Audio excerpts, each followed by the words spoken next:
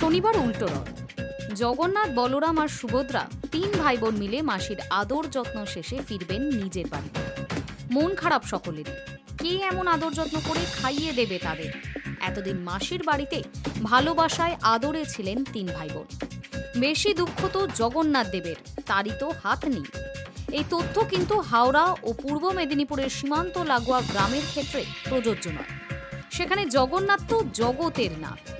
সেখানে জগন্নাথ দেবের 4 হাত রয়েছে, আর দাদা বলরাম তারও হাত রয়েছে, শুধু হাত নেই সুভদ্রার।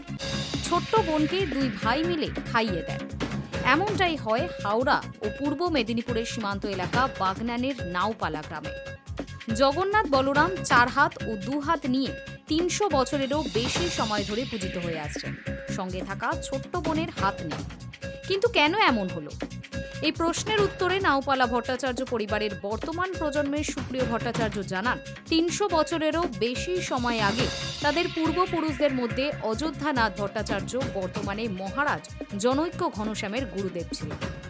বয়সের ভারে গুরুদেব একবার শিষ্যের কাছে পুরী যাওয়ার ইচ্ছা প্রকাশ করেন, কিন্তু পরবর্তীতে গুরুদেবকে পুরী নিয়ে যেতে পারেননি মহারাজ।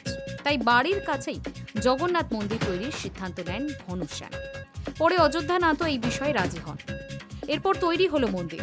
বিগ্রহ তৈরির সময় বিদ্যা বাগীশ অযোধ্যানাথ স্বপ্নে দেখেন যে 4 হাত সম্মিলিত জগন্নাথ ও 2 হাত সম্মিলিত বলরামের মূর্তি।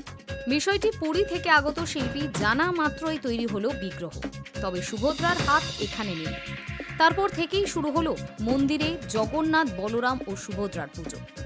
চতুর্ভুজ নিয়ে জগন্নাথ দেব এখানে উপবিষ্ট, দ্বিভুজে বলভদ্র, আর হাত না নিয়েই খুশি মনে দাদাদের মাঝে থাকেন অর্জুন পত্নী সুভদ্রা। নীলাচলের ত্রিমূর্তির সঙ্গে এইটুকুই তফাৎ। তবে এখানে ভোগ সহ বাকি অনুষঙ্গ সবই হয় পুরীর মতোই। Hi news network.